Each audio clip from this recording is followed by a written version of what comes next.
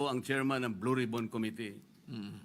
Ang Blue Ribbon Committee po ang nag-approve ng legal and physical custody nung ma-cite in contempt si Bryce Hernandez. Nung makiusap po ang Speaker ng House of Representatives sa inyo, di po ba dapat nakonsulta naman ang chairman ng Blue Ribbon Committee? Dahil kami po, ginawa namin yon through the collective wisdom of the committee. Hindi po namin gawa-gawa yon. Kaya lang namin siya sinite in contempt sapagkat halos ipamukha na namin sa kanya ang mga datos. Ibinigay ko na sa kanya ang lahat ng ipinanalo at ipinatalo niya sa casino. Pati yung ginagamit niyang dalawang ID na galing sa LTO, ayaw pa niyang aminin. Ganun po yung nangyari. Gusto lamang namin siyang turuan ng leksyon para sa ganun kahit papano baka maisip niya na dapat sana mapahiya na siya sa sarili niya kung meron pa siyang kahihiyan. Dapat naman sana nung siya'y mag-request ngayon sa House of Representatives, hindi po sa kanya dapat manggaling ang request kung saan siya magko-custody. Ang custody po yung natapos na. Nagsalita na po ang Blue Ribbon Committee. Bakit po hindi man lang nakonsulta ang Blue Ribbon Committee? Bakit kailangan po ang House of Representatives Speaker ang mananaig sa kanyang request? Kalabisan na po ba ang Blue Ribbon Committee noong araw na yon, Mr. President? May I be clarified on what date that transpired? Yesterday or September 8 po. Monday? Yes, Mr. President. Majority Leader. Monday was the hearing here in the Senate. Monday he was cited in contempt. But the hearing in the House was on Tuesday, September 9. Yes, And Tuesday. So in the evening, when yesterday, no. So in the evening, when the Speaker called me, Senator Marcoleta was no longer chairman of the Blue Ribbon. No more, because we had already elected It was Senator already Senator Lacson. Lacson, yes. Ibig bang sabihin po, Mr. President, nawawala ng visa yung ginawa namin? Hindi. Ganun po pala. He's still in legal custody. Dapat po, Therefore, igagalang po kung ano yung aming iniwan. yes, Doon tayo magsisimula. Ang iniwan ninyo, cite in contempt. Hindi And po. legal Nasa custody legal of the custody Senate. na po ng, He was still ng House. under the legal custody of ng the Senate. Mr. President, may I ask for a minute suspension? Session suspended.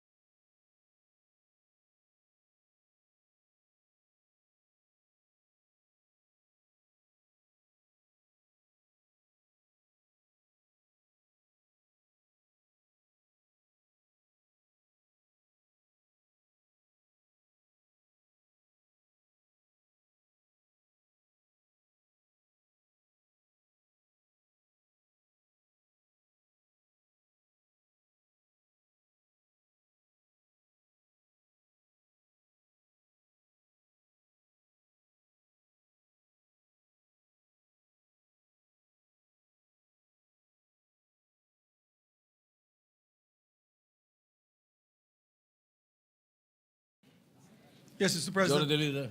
The status is we were in debate about the status of the witness, Bryce Hernandez.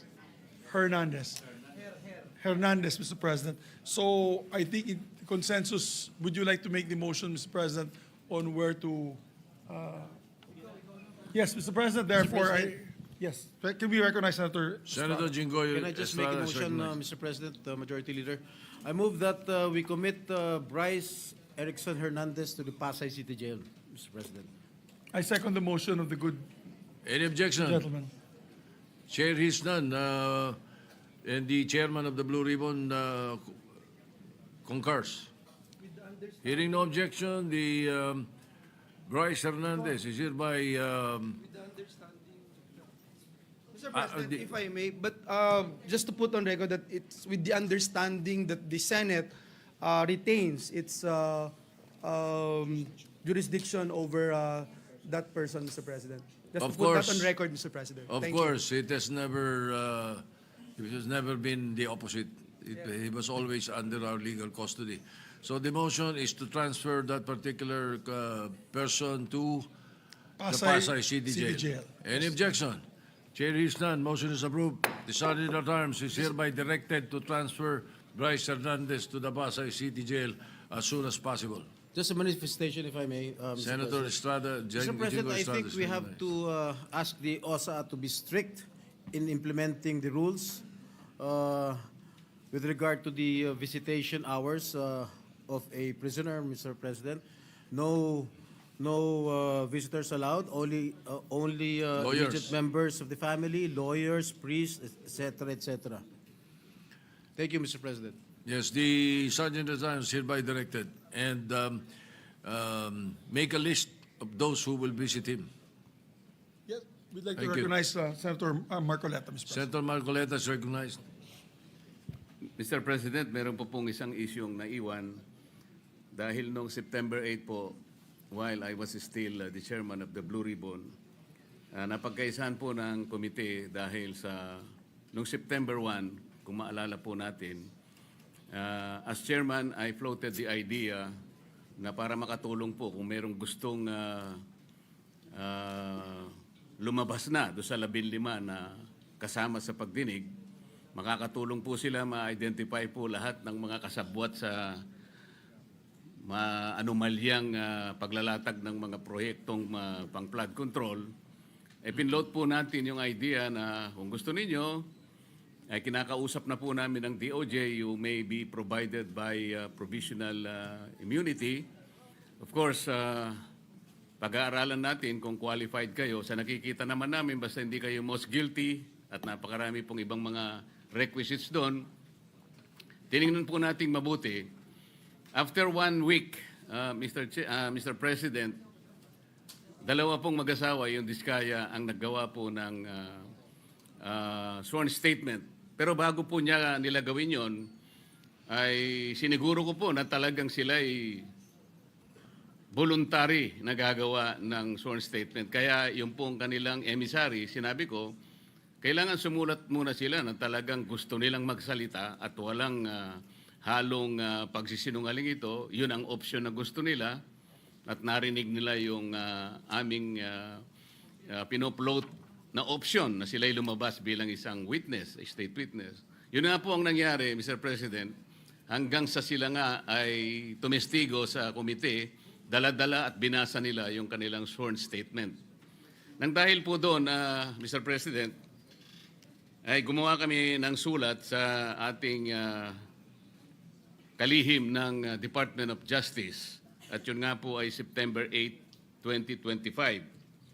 Gusto ko po malaman, Mr. President, ano po yung status noon sapagkat kayo na po ang pumalit na Senate President by the time. Yes, the proposal and your intention is indeed, yes, it's laudable. We may be able to get state witnesses there, no? But that September 8, evening of September 8, when I was informed about it, what I did was to decide that the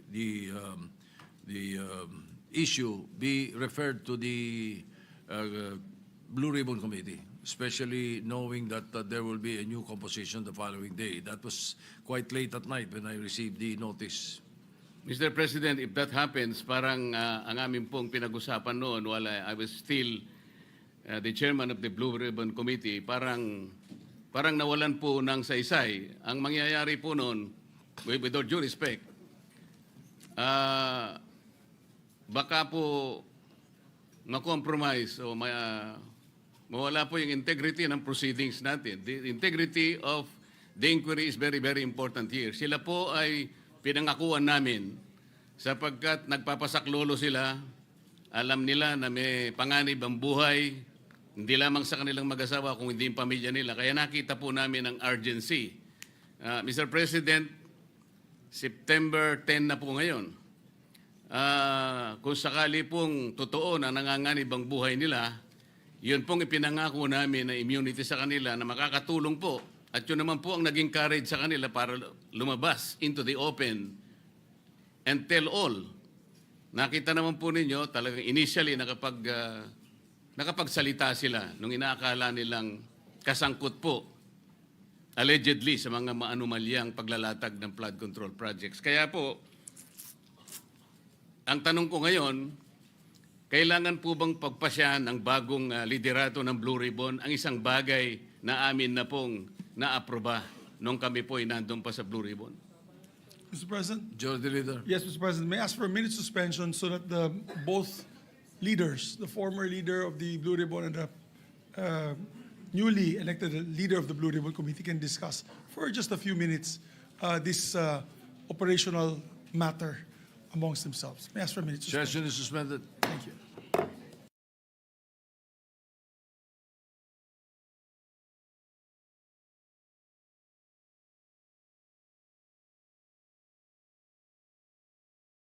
Mr. President, the good gentleman from Nueva Ecija and Pampanga, Senator Marcoleta, has graciously allowed us to discuss first other matters. Mr. President, Yes, you may proceed. yes, thank you, Mr. President. I move that we consider proposed Senate Resolution number. Wait, may I ask for a minute suspension, Mr. President? Do you want it referred? Your speech to the Blue Ribbon Committee. Mr. President, I believe that the gentleman from San Juan would like his speech referred, and I move to do so to the Blue Ribbon Committee, Mr. President. Any objection? Chair hears none. The privileged speech of the gentleman is referred to the committee, to the Blue Ribbon Committee. Thank you, Mr. President. So I move to consider, Mr. President, with the permission of the body, proposed Senate Resolution number 90, taking into consideration proposed Senate Resolution number 100, 109, 118, and 121. This is the resolution commending the awardees of the Metrobank Foundation, outstanding Filipinos. So move, Mr. President. Any objection? Chair hears none. Consideration of proposed Senate Resolution number 90, taking into consideration proposed Senate Resolutions 100, 109, 118, and 121 is now in order. Mr. President, first to give his... May we ask the responses- Secretary first to read the title of the measure? My apologies, Mr. President. Resolution honoring and commending the awardees of Metrobank Foundation, outstanding Filipinos of 2025. Majority Leader. Thank you very much, Mr. President. Mr. President, I move to recognize the distinguished gentleman from San Juan, no other than Senator Jinggoy Estrada, for his sponsorship of the measure. Senator Jinggoy Estrada is recognized. Thank you, Mr. President. Ginoong Pangulo, mula po nung ako po yung naging senador ng 2004, taon-taon pong binibigyan ng pagkilala ng Senado ang mga natatanging lingkod bayan na pinarangalan ng Metrobank Foundation.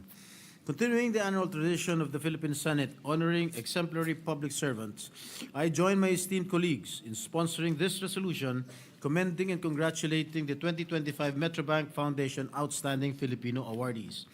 Sa panahon na headline ng katawilaan, kasinungalingan at paglustay sa kaban ng bayan, kayo po ay mga buhay na patunay na higit na nakakarami pa rin ang mga kawani ng pamahalaan na tapat na nagsiserbisyo, may malasakit sa taong bayan, at katuwang sa pagunlad ng bansa. You all stand as beacons of hope and role models for honest and dedicated public service. Nakakatuwang isipin na ang naibigay na number sa ating isinumiting resolusyon ay 100 na tila nagbibigay ng perfect score at kudos sa ating mga awardees. My sincere congratulations to our 10 distinguished teachers, soldiers, and police officers who have all demonstrated excellence, competence, and integrity throughout their professional career in the academe, peace and order, and security sectors.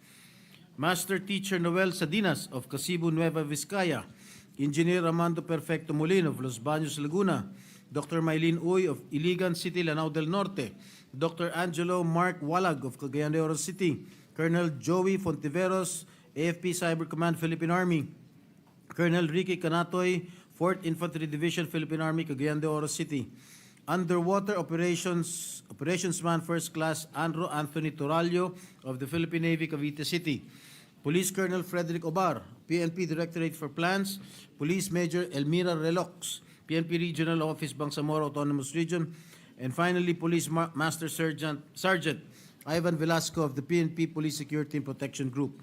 As your former chairperson of the Senate Committee on National Defense and Security, Peace, Unification, and Reconciliation, I would like to personally give special citation to our outstanding soldiers. Tanggapin po ninyo ang taus-pusong pasasalamat at pagsaludo sa inyong sakripisyo, kabayanihan at dedikasyon sa tungkulin sa gitna ng napakaraming hamon at banta sa ating kapayapaan at soberanya. Rest assured that this representation will continue to author and push for the enactment of measures that will advance the welfare of our soldiers and veterans and adequately support the needs of the defense establishment. Thank you, Mr. President and my dear colleagues. Majority Leader. Thank you, Mr. President. Mr. President, I believe that you will just insert into the records your sponsorship speech. Is that correct? Yes, I will just insert into the records the copy of my sponsorship speech. Thank you, Mr. President. Therefore, we move to the third sponsor, no other than our distinguished former Majority Floor Leader, Senator Joel Villanueva, our Deputy Minority Leader. Senator Joel Villanueva is recognized. Thank you, Mr. President. Thank you, Majority Leader. Mr. President, esteemed colleagues, it is with immense honor and pleasure that this representation co-sponsored the resolutions recognizing and congratulating the 2025 Metrobank Foundation Outstanding Filipinos, being the author of Senate Resolution number 109. Since its founding in 1985, the Metrobank Foundation Outstanding Filipinos has celebrated 725 outstanding teachers, soldiers, and police officers who have dedicated their lives to the service of the Filipino nation. In fact, in 2016, Mr. President, this representation had the privilege and blessed of being chosen as the chairperson of the final board of judges in the search for outstanding teachers. In recognition of the exceptional contributions of our outstanding fellow Filipinos to their communities, the Senate annually honors the Metrobank Foundation awardees. Kaya Ginoong Pangulo, ngayong hapon pong ito, kasama po natin ang 10 sa mga kababayan natin na kumakatawan sa tema ng Metrobank Foundation na Beyond Excellence. Time and again, we have mentioned in this great hall that the difference between ordinary and extraordinary is that little extra. This perfectly captures the intention of this award, Mr. President. Our awardees this afternoon went above and beyond the call of duty. Ang mga pararangalan po natin ngayong taon ay tumugon sa tawag ng tungkulin at nag-apply sa kanilang serbisyo para sa kapwa at sa bayan ng buong husay at buong tapang. Hayaan yung kilalanin ko ang bawat isa sa kanila, Ginoong Pangulo. Sila po ay sina Noel Sadinas, Nueva Vizcaya's Champion for Global Citizenship Education, Master Teacher 2, Macalong Elementary School, Nueva Vizcaya. Armando Perfecto Molin, Los Baños Mentor for Future Leaders, Secondary Teacher, South Hill School, Incorporated, Los Baños, Laguna. Maylene M. Uy, Lanao del Norte's Trailblazing Chemist for Nation Building. Professor 6, Mindanao State University, Ilagan Institute of Technology, Lanao del Norte. Angelo Mark Walag, PhD, Cagayan de Oro's Pioneer for Experiential Learning. Professor 6, University of Science and Technology of Southern Philippines, Misamis Oriental. Underwater Operationsman First Class, Andrew Anthony Turalio, PN, Philippine Navy's Specialist Defender Against Violent extremism. Number 6 is Colonel Ricky Kanatoy, PA, Misamis Oriental's Vanguard of Peace and Development. Colonel Joey Fontiveros, PA, AFP's Cyber Ranger in Defense and Security. Police Master Sergeant Ivan Velasco, PNP's Crusader for Environmental Protection. Police Major Elmira Relox, Tawi-Tawi's Torchbearer of Healing and Compassion. And last but not the least, Mr. President, Police Colonel Frederick Obar, Ilocos Norte's Police Innovator of Transformative Reforms. Mr. President, these 10 individuals embody the very best of who we are as a people. True to this year's theme, Beyond Excellence, they are extraordinary examples of progress, integrity, and selflessness, dedicating their lives to uplifting others and making a lasting difference in their communities. Sa pangwakas, Ginoong Pangulo, I'd like to thank the Metrobank Foundation, headed by its president, our good friend, dear friend, Mr. Philip D., for their unwavering commitment to honoring excellence and promoting a higher standard of public service. Muli, sa inyo pong lahat, maraming salamat at mabuhay po ang 2025 Metrobank Foundation Outstanding Filipinos. Maraming salamat, Ginoong Pangulo. Maraming salamat, Mr. President. Mr. President, we'd also like to insert my, just to hasten the proceedings, Mr. President, because we have about 8 more members who want to deliver their sponsorship speeches. I'd like to insert for the record my sponsorship of this measure. Very important resolution. So inserted. Thank you, Mr. President. Mr. President, we'd now like to recognize Senator Bam Aquino, the distinguished gentleman from Tarlac and the Republic of the Philippines. Senator Bam Aquino is recognized. Maraming salamat, Mr. President, Mr. Majority Floor Leader. I'm very happy to co-sponsor Senate Concurrent Resolution number 90, entitled Honoring and Commending the Awardees of Metrobank Foundation Outstanding Filipinos of 2025. Let me first commend our Senate President for sponsoring this resolution. This measure honors these outstanding Filipinos and also serves as a reminder to us of how great leaders can uplift their communities and bring people together for the common good. I must also commend the Metrobank Foundation for the Outstanding Filipinos program, which celebrates its 40th anniversary this year. Through the years, this Professional Career Service Award has inspired generations of Filipinos to pursue excellence, hindi lang bilang isang layunin, kundi bilang panghabang buhay na pangako sa sambayanang Pilipino.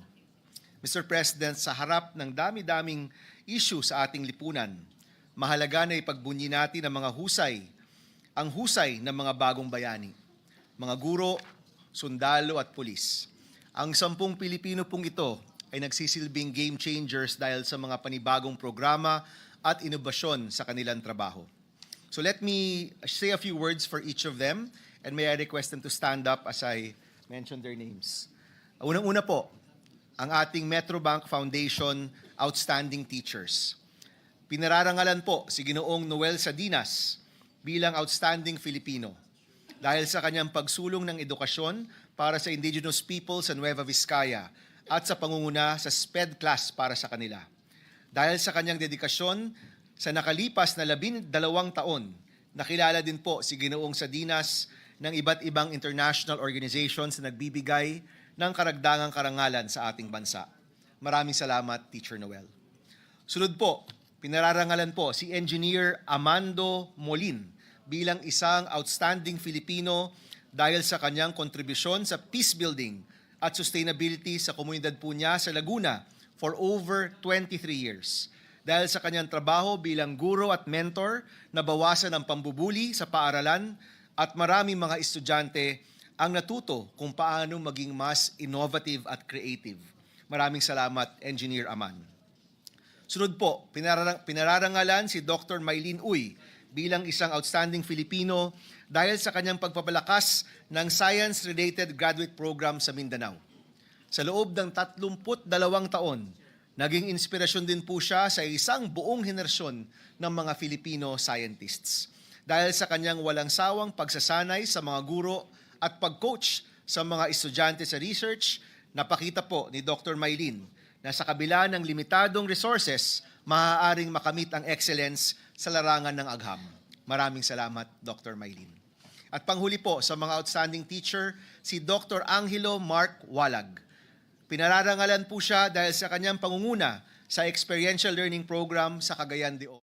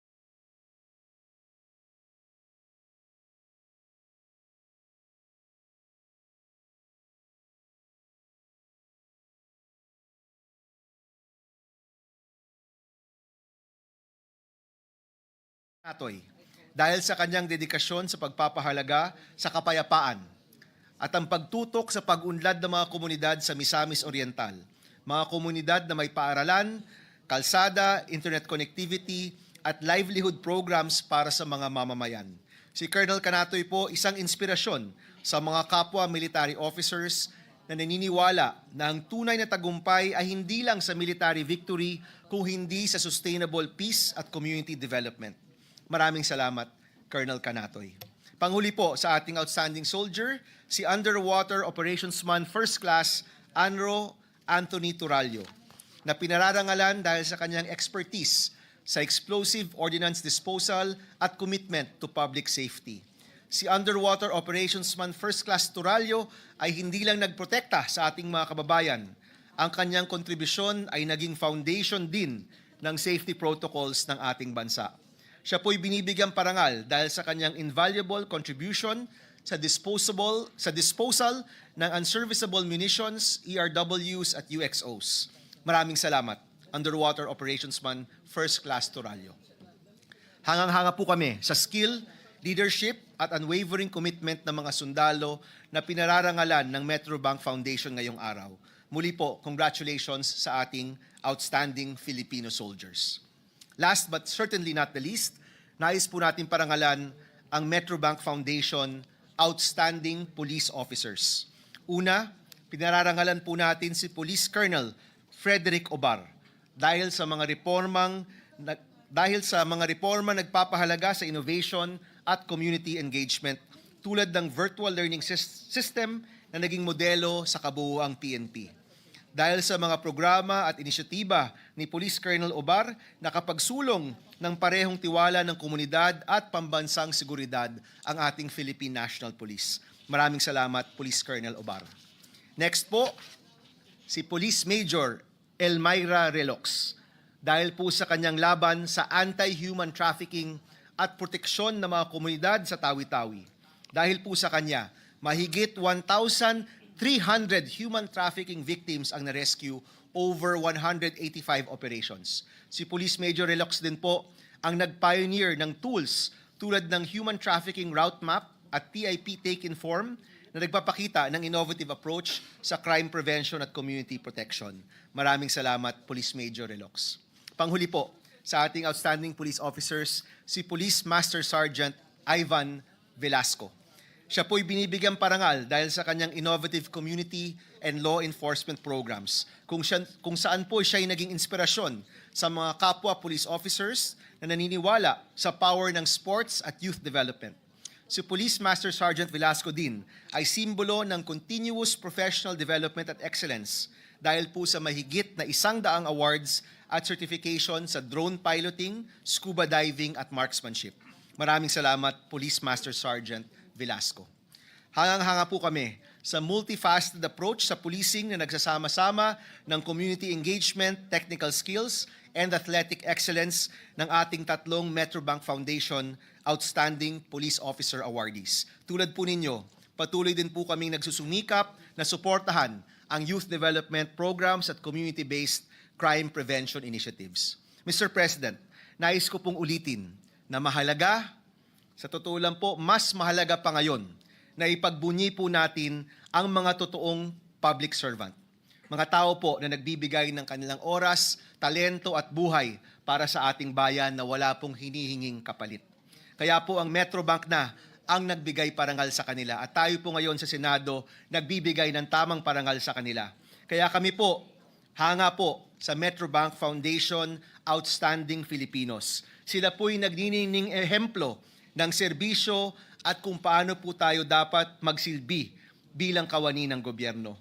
Dear colleagues, this is why I rise today to co-sponsor this resolution, to honor these Filipinos who have given decades of their lives to serve Filipino communities across the country with honor, dignity, integrity, and excellence. Muli po, congratulations sa ating awardees. Maraming salamat, Mr. President. Majority Leader. Thank you very much, Mr. President. Mr. President, next to sponsor the measure is a distinguished colleague from Valenzuela and the Republic of the Philippines, Senator Win Gatchalian. Senator Sherwin Gatchalian is recognized. Thank you, Mr. President. Mr. President, esteemed colleagues, I'm honored to stand before you today to sponsor a resolution celebrating 10 remarkable individuals, the Metrobank Foundation's Outstanding Filipinos for 2025. Napapanahon ang gantimpalang ito, Mr. President, sa kabila ng talamak na korupsyon, sa issue ng mga flood control projects at sa pagkawala ng tiwala ng taong bayan sa pamahalaan.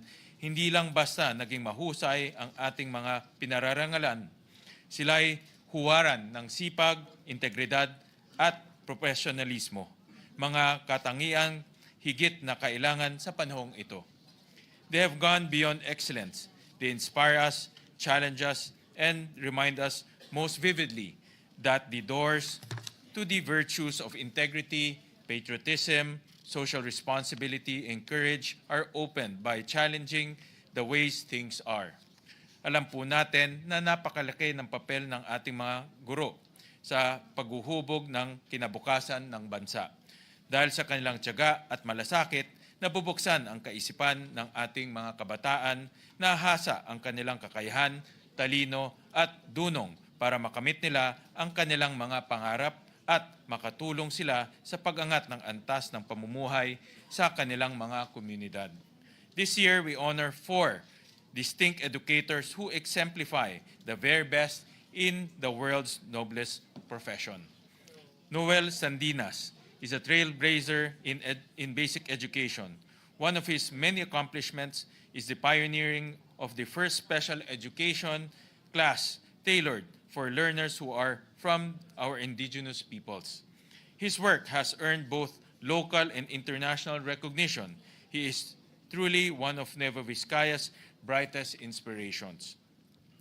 Engineer Amado Perfecto de la Cruz Molin has devoted more than 2 decades of his life in inspiring our youth, teaching them to confront the most pressing social issues of our time, and passing on the values of kindness and empathy. The 2 flagship programs he founded, Youth Universal Collaboration for Sustainability and Kindness for Peace, are models that our other communities and organizations can follow. Dr. Mylene M. Uy is one of the nation's brightest minds. She is renowned for her contributions in the field of natural products chemistry. She pioneers efforts to drug discovery and development with a particular emphasis on Philippine medicinal plants from Mindanao. Her legacy lives on, not just in her body of work, but in the many students and teachers she has inspired to follow in her footsteps. Dr. Angelo Mark Walag is shaping the landscape of science education by seamlessly integrating technology with accessible, engaging instruction. His work on scientific literacy inspired him to develop training modules for elementary science teachers. Dr. Walang institutionalized a continuing professional learning course that equips alternative learning systems teachers with structures training across multiple strands. His work has become a blueprint for other divisions in the Department of Education and continues to make an impact on the lives of students and teachers for many years to come. Mr. President, ang sunod nating bibigyan ng parangal ay mga awardees natin mula sa militar at kapulisan.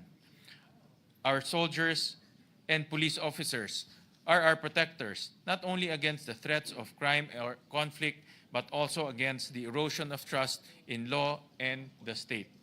We honor 6 awardees, 2 from the Philippine Army, 1 from the Philippine Navy, and 3 from the Philippine National Police. Colonel Joey Fontiveros is a pioneer in the field of military cyber operations. He is the inaugural commander of the AFP's Cyber Command and serves at the forefront of safeguarding our country in the forefront of cybersecurity. Colonel Ricky Canatoy has done more than protect lives threatened by conflict. He has built bridges between communities. Colonel Canatoy's leadership has been pivotal to the stability of northern Mindanao and the return of indigenous people to Sitio Calhaan after 15 years of displacement. Underwater Operations Man First Class Anro Anthony Turalio has dedicated more than 30 years of his service to the Navy and is acknowledged by his expertise as one of the best in explosive ordnance disposal. His work saves lives and is a testament of his skill, integrity, and love for country. The tireless example of Police Colonel Frederick Obar underscores the 2 vital elements of law enforcement: a relentless pursuit of crime and unwavering commitment to work with different groups in our communities to bring people together. His leadership resulted in the dismantling of organized crime groups and the rescue of foreign kidnap victims, which have led to greater security and more enduring trust from the public. Police Major Elmira Relox is Tawi-Tawi's vanguard against human trafficking, and like her fellow awardees, stands that the way to lasting positive change is by spending time with people on the ground to build systems that keep people safe and create a climate of active, concerned citizenry. Police Master Sergeant Ivan Velasco has done a remarkable job combining his talents as both an athlete and an officer by leading the Bola Hindi Droga initiative, which keeps our young people away from drugs, from dangerous drugs, while instilling in them a love for the active life. He has also made significant contributions in intelligence coordination and police responsiveness. Sergeant Velasco stands as a role model for any aspiring police officer. To the men and women of the Metrobank Foundation, you have my sincerest gratitude and admiration. For 40 years, this award has upheld the finest Filipino values. Beyond the recognition and praise that come with today's ceremony, the Metrobank Outstanding Filipino Awards serve as a beacon that expands our horizon of aspirations. It dares us to take on the challenges of our time and move past the deficiencies of mediocrity, complacency, and indifference towards a fairer, kinder, and more equitable vision of the world. Thank you to all that you have done and for all you continue to do. Muli, congratulations sa ating 2025 Metrobank Foundation Outstanding Filipinos. Mabuhay po kayong lahat. Thank you, Mr. President.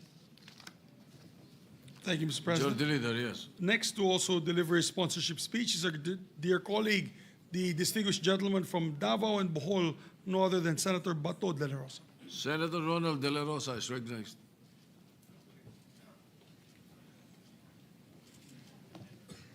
Thank you, Mr. President, Majority Leader.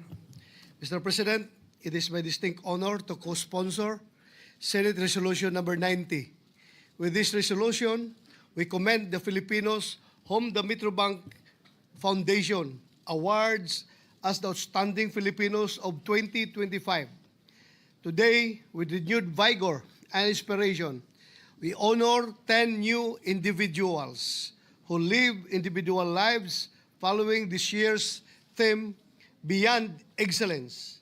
Our teachers, number 1, Teacher Noel Sadinas of Nueva Vizcaya, for transforming seemingly hopeless dump sites into what I would call promising dream sites, where indigenous people have a learning and farming community. Number 2, Engineer Amando Molin, Sir Aman, as his students call him, of Laguna, for recognizing that the learning of empathy is just as important as the learning of gravitational theory. Number 3, Dr. Mylene Oy of Iligan City, for raising Mindanao students to world-class standards in science education, and for likewise helping them believe in a world far larger than their own. Number 4, Dr. Angelo Mark Walag of Cagayan de Oro City, for knowing perfectly well that learning and playing are not opposites, and instead they perfectly complement and support each other, especially in science education. Our soldiers, number 1, Underwater Operations Man First Class Andro Anthony Torralio, for your mastery of technical explosive ordnance disposal and improvised explosive devices, and the courage to put this mastery to good and effective use. Number 2, Colonel Ricky Canatoy, for being our champion for peace, balancing out combat with social development, sustaining a brand of anti-insurgency that comes simultaneously with restoration and trust. Number 3, Colonel Joey Fontiveros, Commander of the AFP Cyber Command, for defending and securing us in a space that is not as visible, not as tangible, but is just as real and open, just as dangerous, cyberspace. Our police officers, number 1, Police Colonel Frederick Ubar, for proving that there can be no hindrance to training and studying for our PNP in your creation of the virtual learning system during the pandemic. Number 2, Police Major Elmira Relox, in your 26 years of service, you have been instrumental in the creation of an environment that is safe for all women and children in the Bangsamoro Autonomous Region, one where vulnerability and agency are equally protected. Number 3, Police Master Sergeant Ivan Velasco, among your many achievements, I honor you for believing in and empowering our youth to pursue more worthwhile interests as you launch the Bula Hindi Droga Basketball Clinic. Congratulations sa inyong lahat. Mr. President, I have no illusions about the times within which we now find ourselves. Ito yung mga panahon kung saan lagi ko nang nababasa sa social media ang mga katagang, ang hirap mong mahalin, Pilipinas. Sa kasalukuyan, marami sa ating mga kababayan ang lubog na sa tubig ulan, lubog pa sa utang. Mabuti na lang, Mr. President, dahil bawat taon, hatid ng Metrobank Foundation ang isang magandang balita. Kay rami pa rin ng mga bayaning Pilipino. Mahirap man mahalin ang Pilipinas, marami pa rin mga Pilipino ang nagsusumikap na gawing mas madali ito dahil ang kani-kanilang mga trabaho at papel ay patuloy at walang sawa nilang ginagampanan. Madalas, ang binibigay nila ay higit pa sa kinakailangan. Alam kong taon-taon binabaha rin ang Metrobank Foundation ng mga application at nominations. I cannot imagine the difficulty that the Metrobank Foundation encounters every year in attempting to narrow down the awardees to just 10 outstanding Filipinos. But somehow, they have managed to do it. For 40 years, which is why we are now honoring the honorees for 2025. To the awardees I say, may your tribe increase. Huwag kayong magsawang mahalin ang Pilipinas. Huwag din kayong magsawang maging dahilan upang lalong mahalin ng bawat Pilipino ang kanyang bayan. Alam kong hindi madali, alam kong may mga bagay na hindi natin naiintindihan, pero sa tulong ninyo, sa tulong ng inyong napakagandang halimbawa, maiahon din natin ang lubog na estado ng ating bayan. Walang katapusang pagpupugay sa inyo, walang katapusang bayanihan. Maraming salamat, Mr. President. Majority Leader. Thank you very much, Mr. President. Mr. President, next to sponsor the measure is a distinguished gentleman from Pampanga, Cavite, and Republic of the Philippines, other than Senator Kiko Pangilinan. Senator Francis Pangilinan is recognized. Thank you, Mr. President. Thank you, Majority Leader. Mr. President, colleagues, ladies and gentlemen, it is with pride and pleasure that I rise before you today to co-sponsor Senate Resolution number 90 and give tribute to Metrobank Foundation's 10 outstanding Filipinos for 2025. Nakakatuwa at nakakataba ng puso dahil 20 years ago, naging chairman naman ako ng Board of Judges para sa final nominees sa search ng Metrobank Foundation para sa outstanding teachers noong 2005. Nakakatuwa at nakakataba ng puso dahil 40 years na ang pagpaparangal at pagbibigay pabuya, 1 million pesos kada awardee ngayong taon na ito ng Metrobank Foundation sa mga bayani ng bayan habang sila'y buhay pa. Nakakatuwa at nakakataba ng puso dahil bagamat parang nilulunod na tayo sa mga scam at skandal, marami pa rin sa ating mga lingkod bayan ang tapat at totoo sa kanilang mga sinumpaang tungkulin. Swak sa timing itong parangal para sa 10 katangi-tanging mga Pilipino ng taon sa larangan ng edukasyon, peacekeeping at defense. Swak sa timing na may headline naman ang mga nag-alay ng kanilang dugot pawis at luha para sa serbisyo. Swak sa timing na pasikatin naman natin ang mga kawani, ang mga empleyado at opisyal ng gobyerno na may K, may D at may I. Kakayahan, dedikasyon, integridad. Sa gitna ng krisis sa edukasyon ng ating bansa, nariyan si Master Teacher 2 Noel V. Salinas ng Makalong Elementary School, Nueva Vizcaya.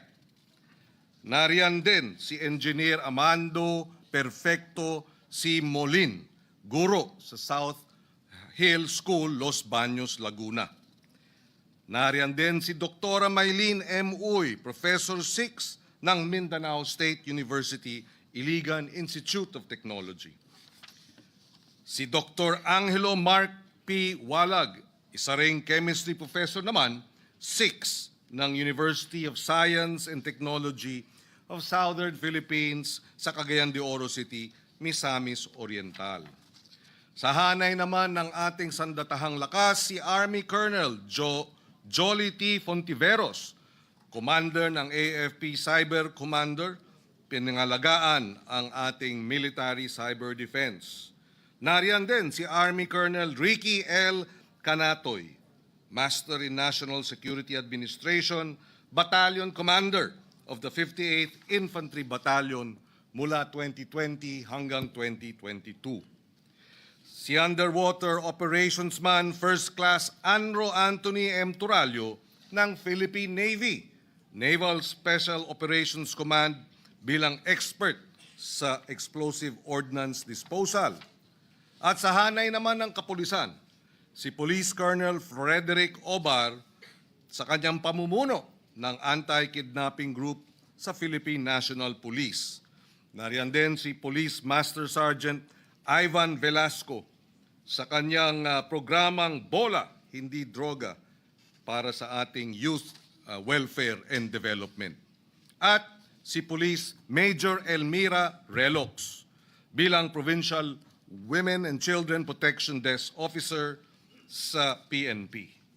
Maraming salamat sa inyong ehemplo, pagiging inspirasyon at natatanging serbisyo sa bayan.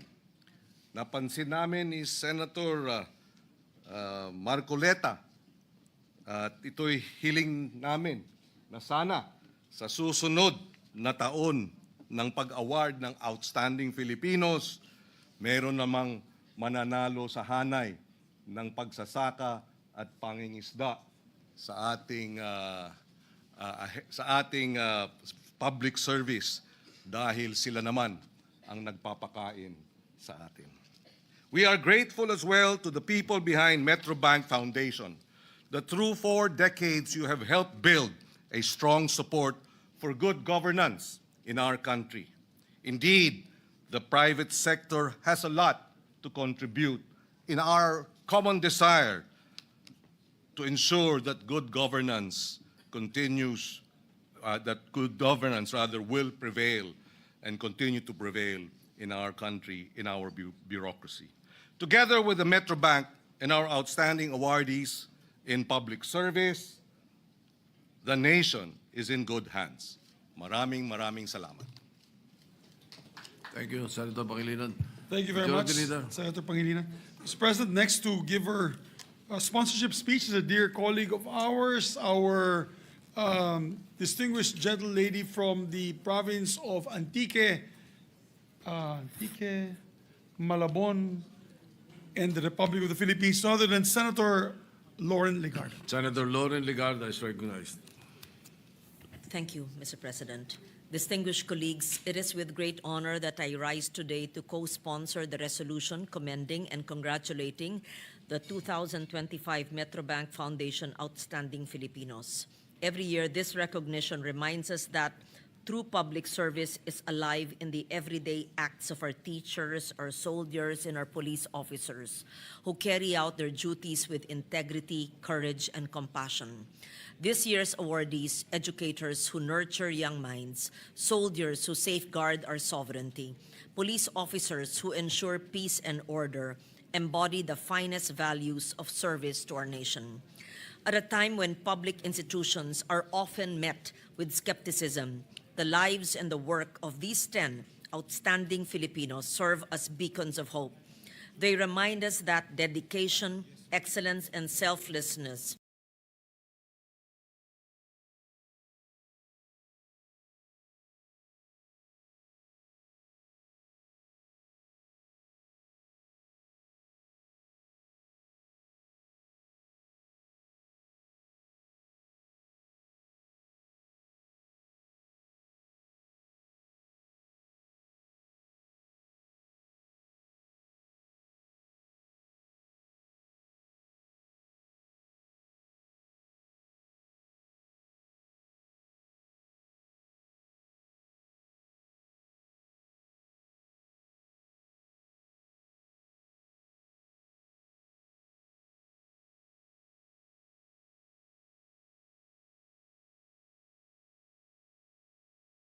can restore confidence in our systems,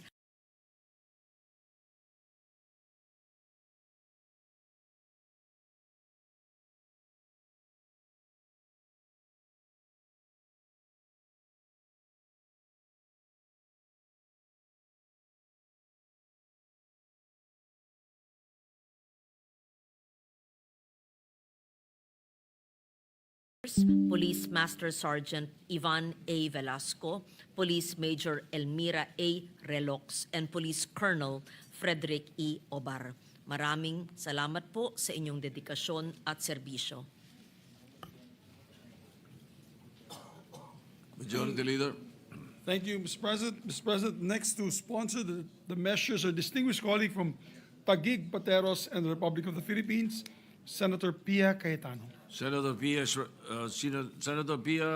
recognized. Pia Cayetano is recognized.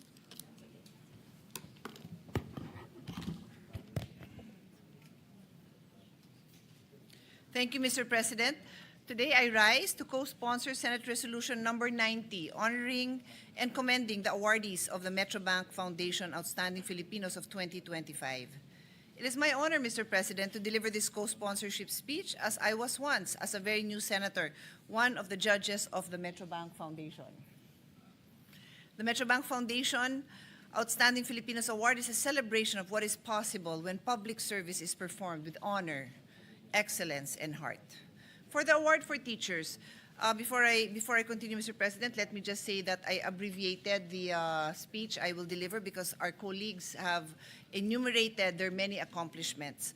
So for the award for teachers, let me start with this. I've been blessed to grow up with a teacher by my side, my mom, Sandra Cayetano, and my paternal grandmother, for whom I was named, Juliana Cayetano, was also a teacher. I know how valuable it is to have teachers who truly care. These awardees plant the seeds of critical thinking, compassion, and resilience in the mind of our youth. During this day of digitalization and AI, that is what counts, Mr. President, the soft skills. That, to me, is nation building in its purest form. Mr. Noel V. Sadinas of Nueva Vizcaya, known as Nueva Vizcaya's champion for global citizenship education. Mr. Amando Perfecto Molin of Los Baños, Laguna, known as Los Baños Mentor for Future Leaders. Ms. Maylene M. Uy, PhD, Mindanao State University, Iligan Institute of Technology, Iligan City, Lanao del Norte, known as Lanao del Norte's trailblazing chemist for nation building. And Mr. Angelo Mark P. Walag, PhD, University of Science and Technology of Southern Philippines, Cagayan de Oro, Misamis Oriental, known as Cagayan de Oro's pioneer for experiential learning. Mr. President, amidst all the challenges in our educational system, learning gaps, resource shortages, and the recent learning recovery crisis, these educators rise above and go beyond. Maraming salamat po sa inyo. For the award for soldiers who are tasked to defend the state against foreign armed aggression and fight wars. Underwater Operations Man First Class, Anthony M. Turalio, PN, Cavite City, Philippine Navy Specialist Defender against Violent Extremists. Colonel Ricky L. Canatoy, PA, MNSA, Cagayan de Oro, Misamis Oriental, Misamis Oriental's Vanguard of Peace and Development.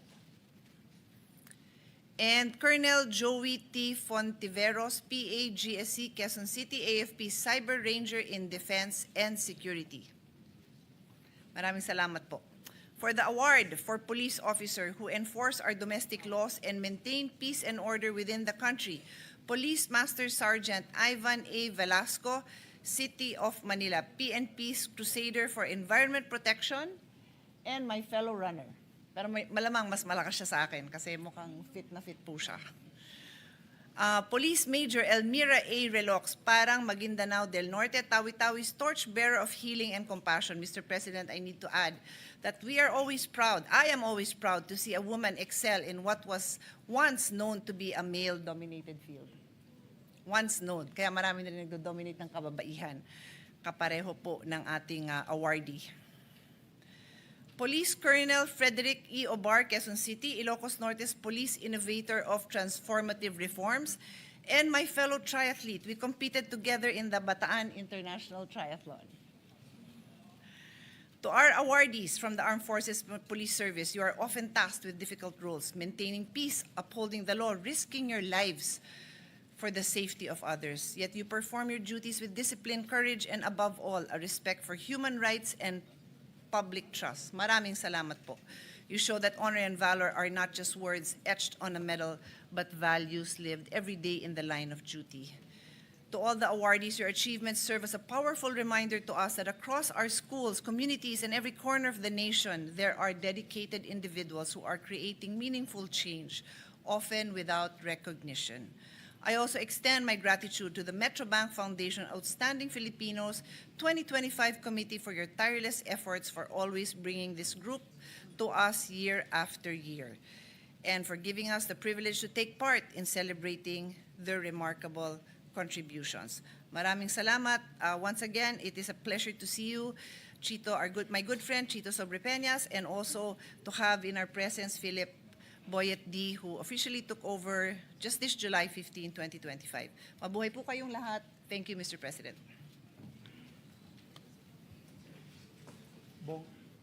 Thank you very much, Mr. President.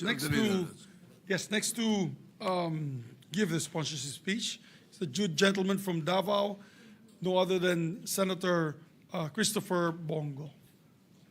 Senator Christopher Bongo is recognized.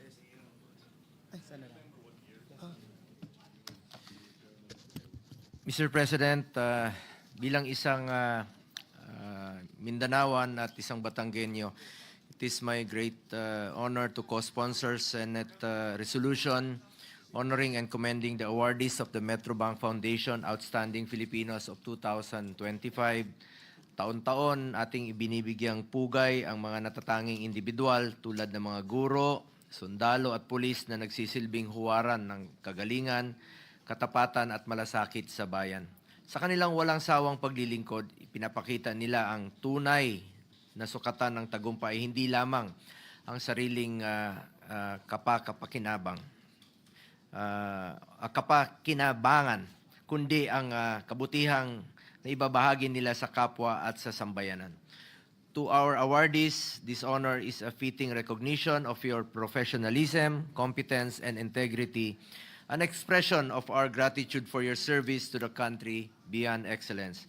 Mr. President, the 4 outstanding teachers we are honoring today have contributed to the improvement of the quality of education in our country.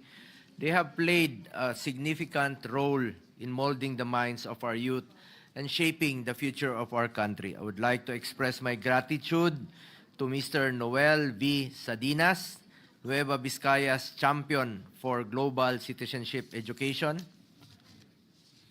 Mr. Amando Perfecto C. Molin, Los Baños Mentor for Future Leaders, Miss Maylin M. Uy, Lanao del Norte's Trailblazing Chemist for Nation Building, sa Iligan po ito, Bisaya. Mr. Angelo Mark P. Walag, Cagayan de Oro's Pioneer for Experiential Learning. To the outstanding teachers, thank you for taking on the critical role of guiding, molding, and inspiring our nation's future leaders. May you continue to impart knowledge among our youth and continue to be pillars of education. Mr. President, I am also glad to recognize the outstanding soldiers and outstanding police for their contributions in maintaining peace and security in our country. First is Underwater Operations Man First Class Anro Anthony M. Toralio, Philippine Navy, Philippines Navy Specialist Defender Against Violent Extremism.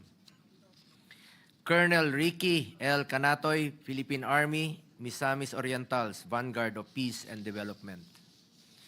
Colonel Joey T. Fontiveros, Philippine Army, AFP Cyber Ranger in Defense and Security. Police Master Sergeant Ivan A. Velasco, PNP's Crusader for Environmental Protection. Police Major Ermira A. Relox, Tawi-Tawi's Torchbearer of Healing and Compassion. Taga Davao po ito. Police Colonel Frederick E. Obar, Ilocos Norte's Police Innovator of Transformative Reforms. To our outstanding soldiers and police officers, thank you for protecting the life and safety of our people even at the risk of your own.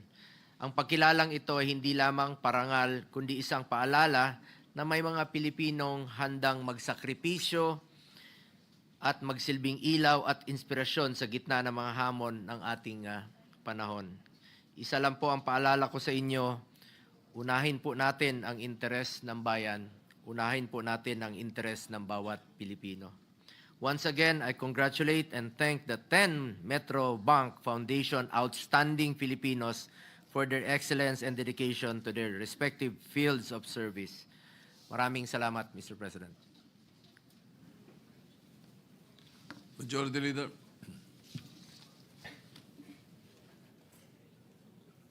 Thank you very much, Mr. President. Mr. President, we'd just like to put on record, Senator Mark Villar would like to just insert into the records his sponsorship speech. And we also was requested by the former Senate President, Senator Escudero. he also submitted this co-sponsorship speech to be submitted for the record, Mr. President, and inserted into the records.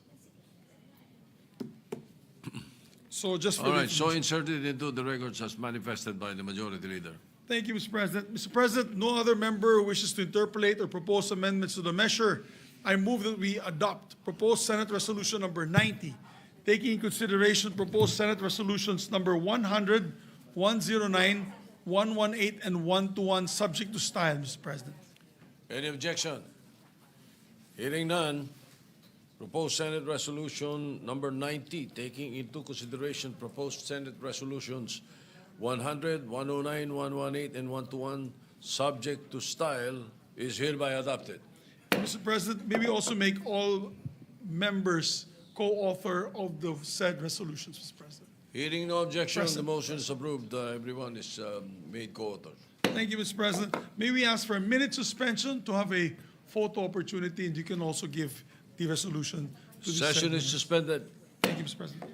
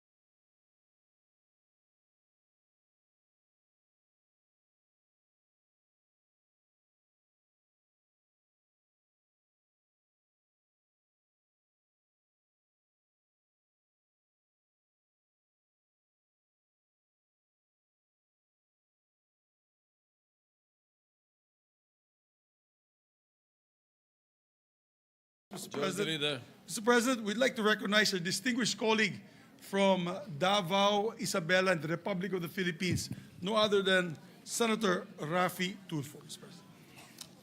Senator Rafi Tulfo is recognized. Thank you, Mr. President.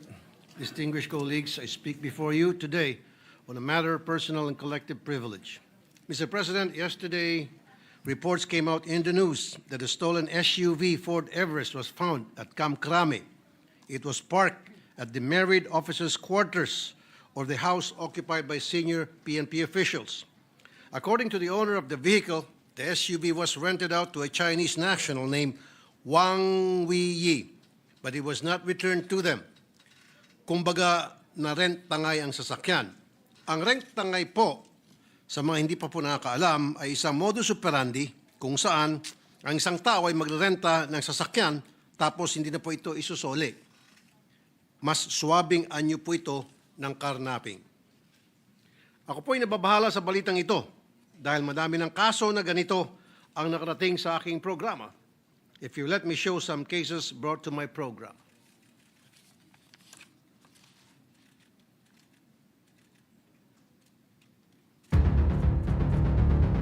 2 days lang po niya i-rent yung sasakyan po. Tapos po, nung isang araw lang po, nag-message siya ng morning na isanla daw po ng kaibigan niya and then sinanla daw sa casino, sa financer.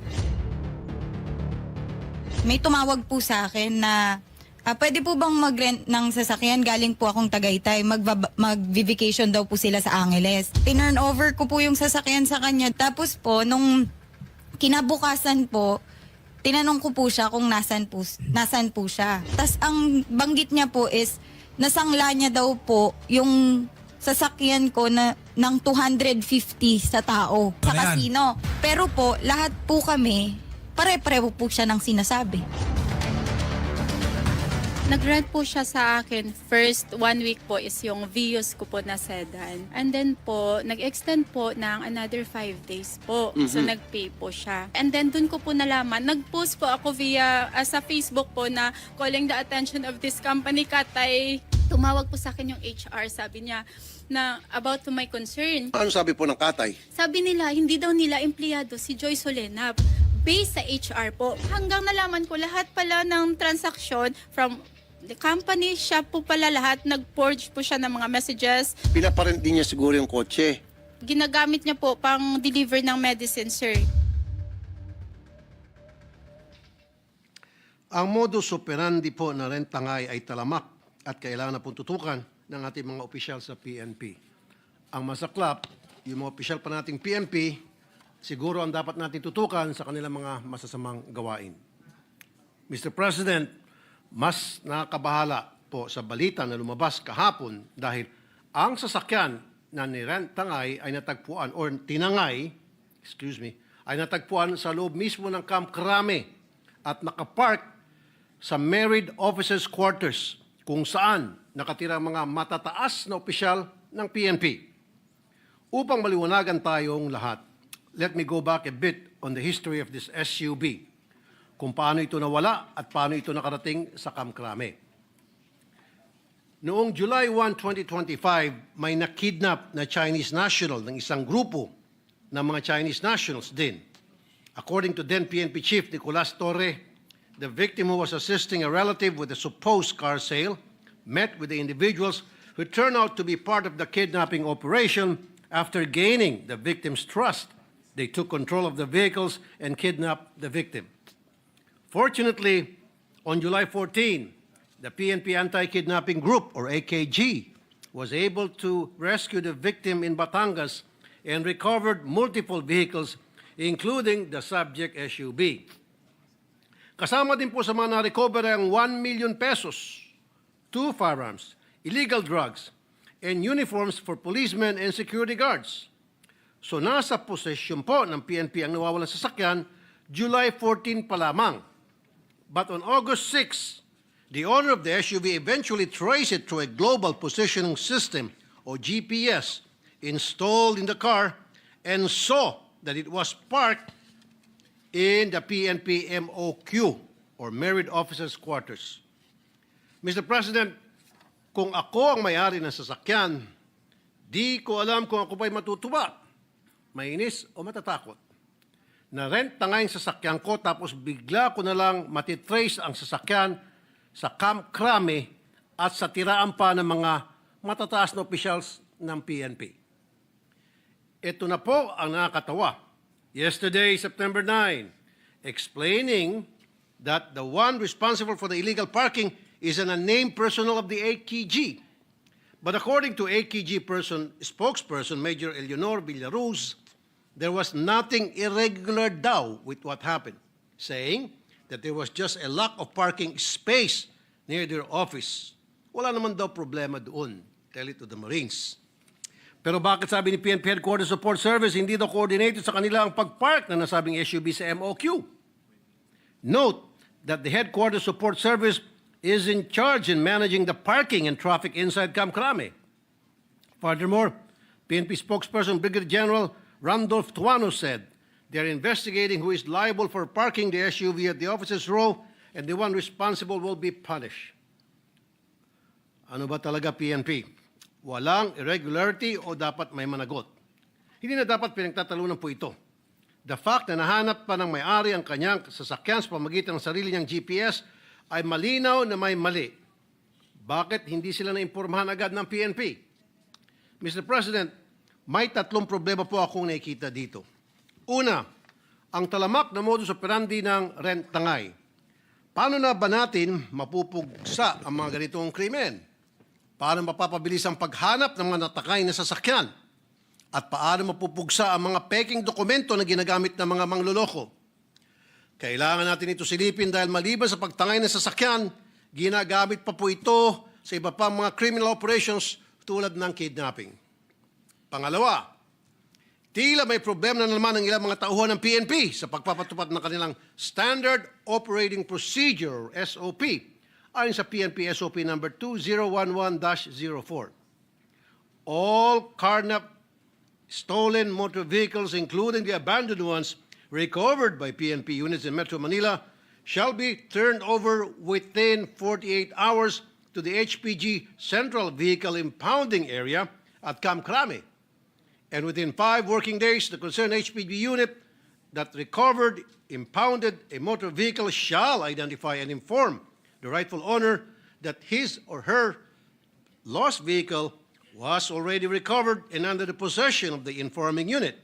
Thereafter, subject vehicle shall be released to the rightful owner upon presentation of proper documents and lifting of alarm. Mr. President, July 14 naganap ang operasyon ng AKG kung kailan na-recover ang SUV. Pero August 6 na-discover ito ng may-ari gamit ang GPS. Ibig sabihin, halos 1 buwan na hindi pa sila nasasabihan ng nasa PNP na pala ang kanilang sasakyan. At bakit wala ito sa HPG Central Vehicle Impounding Area at nasa MOQ ito? Sa MOQ, tanging ang drivers ng senior officers ang may authority magpasok lamang ng sasakyan o ang mismong senior officers. So, kung ako pong tatanungin, may senior officer na nag-authorize na may pasok itong SUV sa MOQ area, hindi pwedeng sabihin na walang irregularity dito. Finally, this is another sign of abuse of authority and impunity in the ranks of the PNP. While our attention is focused on infrastructure projects, I would like to call the attention of PNP, lalo na under its new leadership, to double down in purging the PNP of scalawags and ninja cops. In the past years, we've had hearings here on ninja cops regarding drugs and recycling of recovered drugs. Baka hindi lang sa drugs may ninja cops. In fact, Mr. President, in a recent complaint in my program, a certain Villalin Lim said she paid for a Ford Everest unit in cash at the dealership. However, when she got into a road accident, she found out that the SUV was registered to a certain Police Corporal Jonathan Corral of the PNP Engineering Service. Corral denied being involved in the scam, but all the red flags are there. Alam ko po na nakailang resolution na po ako at nakailang privilege speech na dito tungkol sa ating mga law enforcers. Linawin ko lang po, wala po akong galit sa law enforcers at hindi ko po nilalahat sa PNP, pero hindi po ako papayag na tuloy-tuloy na nabibiktima ang ating mga kababayan ng sarili nating mga kapulisan. I hope that they recover the golden years of PNP. Naalala ko po nung si PNP Chief, si Senate President Pro Tempore Ping Lacson. He had an iron hand and implemented a strict policy directly targeting carnapping along with other criminal activities. He ordered police personnel to return illegally used carnap vehicles, and within just 2 weeks, the order led to the recovery of about 600 vehicles, which created a virtual parking lot at Camp Crame and was a significant signal of his administration's seriousness about tackling the issue. With the new PNP chief, I hope he can take a page from Senator Lacson's PNP playbook in working on PNP's operations. Lead by example and beat the system that has taken root in our PNP. On my part, I will review the laws holding our public officials involved in these irregularities, criminal libel, and see if there are matters that must be changed. I would like to look into the anti-carnapping law and anti-fencing law. I would also want the help of our other government agencies, such as the MMDA and LTO, in putting in place systems to deter rent-tangay schemes. Mr. President, when there's smoke, there's a well-hidden fire somewhere. While this incident might not have made the front pages, it seemed that the problem is there, and we should not ignore it. And the leadership of the PNP must be swift in acting on this before the whole PNP burns down. Thank you, Mr. President. Mr. President? Yes, Mr. President. Senator Erwin Tulfo, I think, sorry. My apologies. wishes to take the floor. Senator Erwin Tulfo is recognized. Thank you, Mr. President. I would like to make a manifestation to the good gentleman from Isabela and Davao, Mr. President. Well, the good gentleman from Isabela and Davao take some questions from this representation. Yes, Mr. President. The privileged speech of the gentleman from Davao and Isabela is very alarming, Mr. President, wherein we know that the Philippine National Police motto is to protect and to serve. Kung ganito pong may nakikita na mga nakaw na sasakyan sa kustodiya nila at nakaparada pa po sa officers' quarters, iba po ang mensahe, iba po ang senyalis nito para sa ordinaryong mamayan. Now my question is, Mr. President, na-inform na po ba at alam po ba ito ng bagong hepe ng Philippine National Police ang insidenteng ito dahil ito po ay nasa officers' quarters at doon po nakatira din ang Chief PNP? Tama po kayo, Mr. President. As a matter of fact, inibestigan na po ng Camp Crame ang insidente, pero tama kayo, sa loob mismo ng MOQ. And I've been to the MOQ before, many years ago. In fact, I think a month or so, because my uncle, Aguirre, at that time, he was a high-ranking PNP official. So alam ko mahigpit yan sa MOQ. In fact, dalawang gate ang dadaanan mo bago ka makapasok. So malaking tanong na ipasok itong SUV na ito na carnap vehicle at napayagang mag-park pa mismo doon sa loob ng MOQ. So malaking bagay po ito. And I would like to add also, Mr. President, na through the years, paulit-ulit na lang, yung mga recovered carnap vehicles ay ginagamit ng mga pulis at mga opisyalis pa man din. So paano natin matigil itong carnapping at kung ano pa mga kabalastugan na involved mga sasakyan kung mismo mga pulis ang nasa likod or kasabwat sa mga modus na ito, Mr. President. Mr. President, alam po natin ang trabaho ng kapulisan ay protektahan ng mamayan at tiyakin ang kaayusan ng ating lipunan. Pero paano kung ilan sa kanila mismo ay sangkot sa illegal na gawain? Paano kung dapat nagtatanggol sa batas ay mismong lumalabag dito? Paano po ito, Mr. President? Yun nga, Mr. President, ang hamon ko sa present PNP leadership na tulad ng ginawa noong Chief PNP pa, si Senator Ping Lacson. He was the Chief PNP then many years ago. I think it was back in 1999, if I'm not mistaken, na nagdeklara siya. Sabi niya, isoli nyo lahat ng mga recovered carnap vehicles na pinagagamit ninyo sa PNP. And lo and behold, in less than a week, napuno ang Camp Crame grounds dahil pinagsusoli ang lahat ng mga carnap vehicles na pinagagamit ng mga pulis. So ang aking hamon ngayon sa bagong Chief PNP, mag-issue din siya ng ultimatum na lahat ng mga carnap vehicles dyan na gamit-gamit ng mga police, no questions asked, i-turn over agad sa Camp Crame right now. Mr. President, this issue strikes at the very heart of public trust in our law enforcement institutions. The involvement of police officers in illegal activities is not only deeply troubling, but also a betrayal of duty and a direct threat to the integrity of our justice system. Therefore, Mr. President, would you agree ang 2026 national budget po ng PNP ay 209 billion. Last year po ay 205 billion. Umakyat po ito ng 4 billion pa. Sangayon po ba kayo na dapat tignan po natin ang budget ng PNP at ang mga programa nila kung napupunta po ba sa tama ang budget ng Philippine National Police, Mr. President? Tama kayo, Mr. President. Kaya nga sa darating natin ng budget hearing comes November, kailangan busisiin kung nagagamit ba ng tama yung mga budget na allocated sa kanila, especially yung kanilang intelligence funds. Kung yung ba ay tamang paggamit at napapakinabangan talaga ng taong bayan at merong mga nahuling kriminal o dili kaya ang mismong kriminal ay sila at dapat ma-identify kung sino-sino doon sa kanila ang naging kabaro na ng mga kriminal.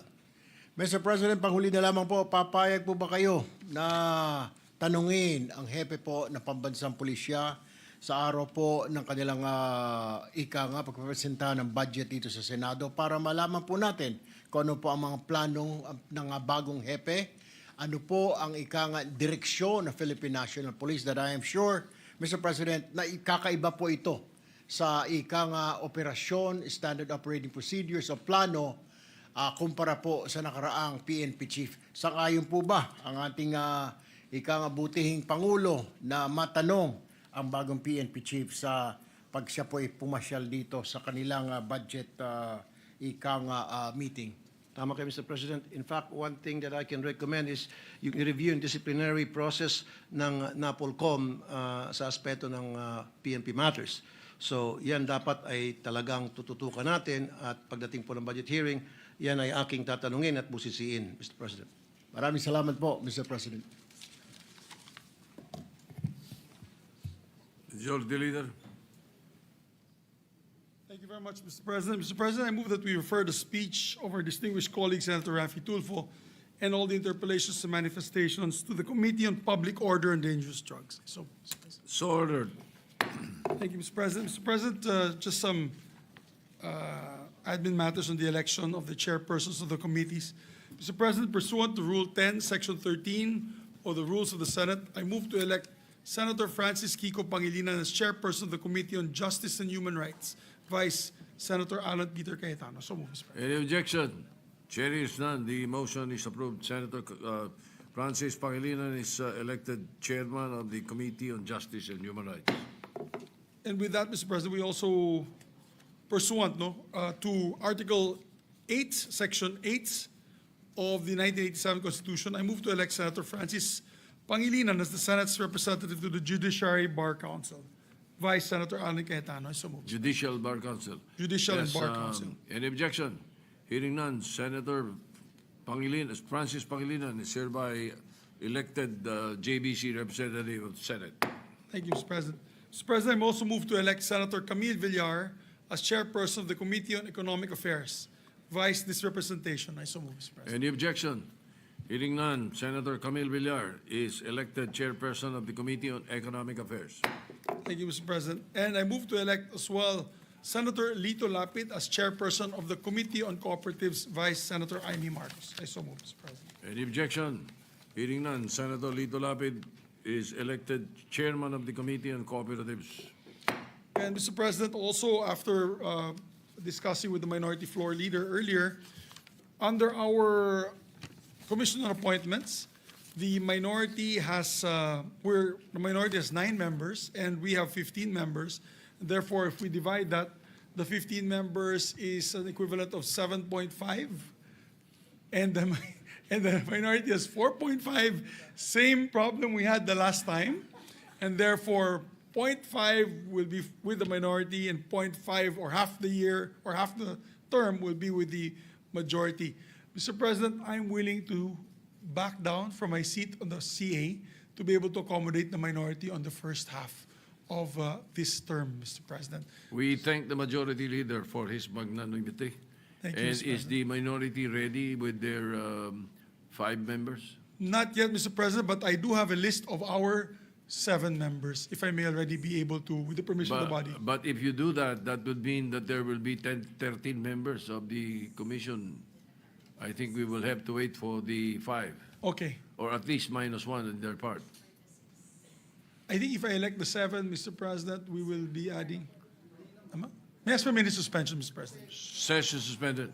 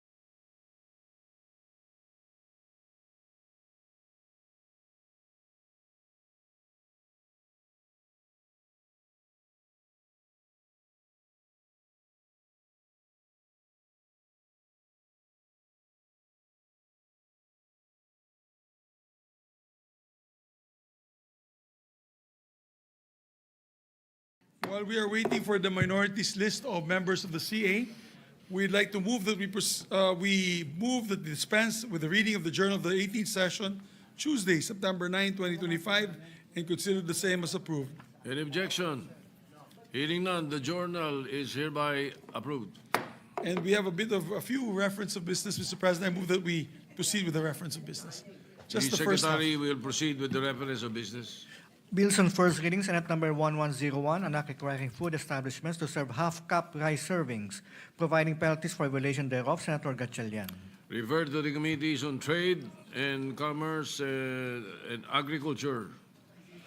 1102, providing alternative modes of voting for persons in vulnerable situations to exercise the right of suffrage, amending RA 10366, providing funds therefore and for other purposes, Senator Gatchalian. Referred to the Committees on Electoral Reforms, Social Justice, and Finance. 1103, creating the Philippine Rice Development Authority, defining its powers and functions, providing funds therefore and for other purposes, Senator Gatchalian. To the Committees on Environment and Finance. 1104, an act providing for the improvement of maternal and childbirth services by establishing birthing centers, training traditional birth attendants, and institutionalizing a layaway program and appropriating funds therefore, Senator Gatchalian. Referred to the Committees on Health, Women, and Finance. 1105, strengthening and modernizing the warehouse receipts system, repealing Act Number 2137, or the Warehouse Receipts Law of 1912, and other related purposes, Senator Gatchalian. Referred to the Committees on Trade and Finance. 1106, creating the Council for the Built Environment, appropriating funds therefore and for other purposes, Senator Gatchalian. Referred to the Committees on Civil Service and Finance. Government Reorganization and Finance. 1107, amending RA 9266, the Architecture Act of 2004 and for other purposes, Senator Gatchalian. Referred to the Committee on Civil Service. 1108, mandating accident and life insurance coverage for construction workers, Senator Gatchalian. Referred to the Committee on Labor. 1109, providing for moratorium, rental payments, and eviction during disasters and other emergencies, Senator Gatchalian. To the Committees on Trade and Housing.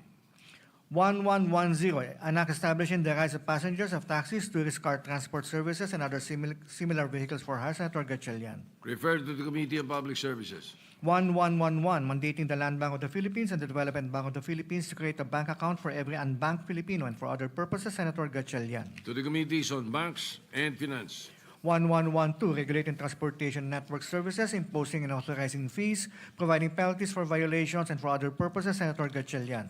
Referred to the Committee on Public Services. 1113, providing protection to the elderly against abuse, neglect, and exploitation, prescribing penalties for violations thereof, Senator Gatchalian. Referred to the Committees on Justice, Social Justice, and Finance. 1114, regulating the sale of motor vehicles in Metro Manila by requiring a proof of parking space or facility from motor vehicle buyers as a prerequisite for the purchase of a motor vehicle and registration with the LTO, Senator Gatchalian. Referred to the Committees on Trade and Public Services. 1115, strengthening the barangay as the basic local government unit by increasing its capacity to deliver services, providing salary grades, retirement benefits, and other entitlements of certain barangay officials, increasing their term of office and other purposes, amending RA 7160, the Local Government Code of 1991, and other related laws. Senator Gatchalian. Referred to Committees on Local Government, Civil Service, and Finance. 1116, an act declaring the month of June of every year as the National Frontliners Month in the entire country, appropriating funds therefore. Senator Gatchalian. Referred to the Committees on Health and Finance. 1117, providing for a more responsive and comprehensive regulation for the practice of the medical profession, repealing RA 2382.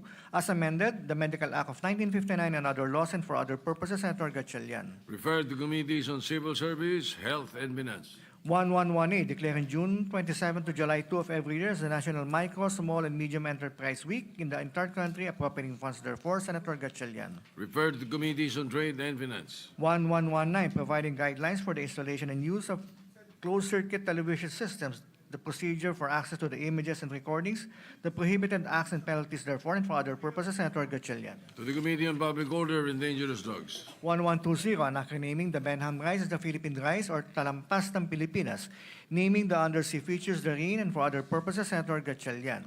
To the Committees on Environment and Foreign Relations. 1121, providing protection to freelancers, and for other purposes. Senator Gatchalian. To the Committee on Labor. 1122, providing for the condonation of penalties for unpaid Social Security System, Philippine Health Insurance Corporation, and the Mutual Development Fund contributions of household employers relative to RA 10361, the Domestic Workers Act or Batas Kasambahay. Senator Gatchalian. Referred to Committees on Government Corporations and Labor. 1123, an act granting Philippine citizenship to Woon Suk Heo. Senator Gatchalian. To the Committee on Rules. 1124, amending Section 185 of the Omnibus Election Code as amended by RA 7904 by abolishing the printing of the voters' information and instruction sheets. Senator Marcos. Referred to the Committee on Electoral Reforms. 1125, strengthening the independence of the Commission on Elections, amending pertinent provisions of BP 881, otherwise known as the Omnibus Election Code as amended, providing funds therefore and for other purposes. Senator Marcos. To the Committees on Electoral Reforms, Civil Service, and Finance. 1126, providing alternative modes of voting for persons in vulnerable situations to exercise the right of suffrage, amending RA 10366, providing funds therefore and for other purposes. Senator Marcos. To the Committees on Electoral Reforms, Social Justice, and Finance. Senate Number 1127, increasing the authorized expenses of candidates and political parties, amending Section 13 of RA 7166, an act providing for the synchronized national and local elections and for electoral reforms, authorizing appropriations therefore and for other purposes. Senator Marcos. To the Committees on Electoral Reforms, Ways and Means, and Finance. 1128, promoting and mandating the usage of Filipino music in hotels, resorts, airports, radio stations, restaurants, and other similar establishments, tourist buses, and all flights, international and local, in the Philippines, providing penalties therefore and for other purposes. Senator Marcos. To the Committees on Culture and Tourism. 1129, declaring the 2nd of June of every year as a special day for the commemoration of the Philippines-Russia Friendship Day. Senator Marcos. To the Committees on Foreign Relations and Finance. 1130, an act declaring the 9th of August as National Indigenous Peoples Day, a special non-working holiday, and the month of August as National Indigenous Peoples Month. Senator Marcos. To the Committees on Constitutional Amendments and Cultural Communities. 1131, an act safeguarding the traditional property rights of indigenous peoples and for other purposes. Senator Marcos. To the Committees on Cultural Communities, Culture, and Finance. 1132, an act designating the second Sunday of September as the National Grandparents' Day and for other purposes. Senator Marcos. To the Committee on Women. 1133, an act integrating basic road safety and comprehensive driver's education in the curriculum of the Enhanced Basic K-12 program. Senator Ejercito. To the Committees on Basic Education and Finance. 1134, an act repealing Republic Act Number 10912, the Continuing Professional Development Act of 2016. Senator Ejercito. To the Committee on Civil Service. 1135, an act ordaining the promotion of social enterprises to alleviate poverty, establishing for the purpose the Poverty Reduction to Social Entrepreneurship Program and providing support, benefits, and appropriations therefore. Senator Ejercito. To the Committees on Trade, Social Justice, Ways and Means, and Finance. 1136, providing for simplified registration, filing of returns, and payment of income and percentage taxes, and providing for the tax relief for micro-enterprises, amending Section 74, 128, and 236 of the NIRC as amended. Senator Ejercito. Refer to the Committee on Ways and Means.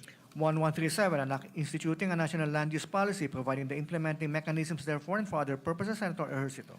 To the Committees on Sustainable Development Goals and Finance. 1138, providing hazard pay to government employees working in hazardous conditions and appropriating funds therefore. Senator Ejercito.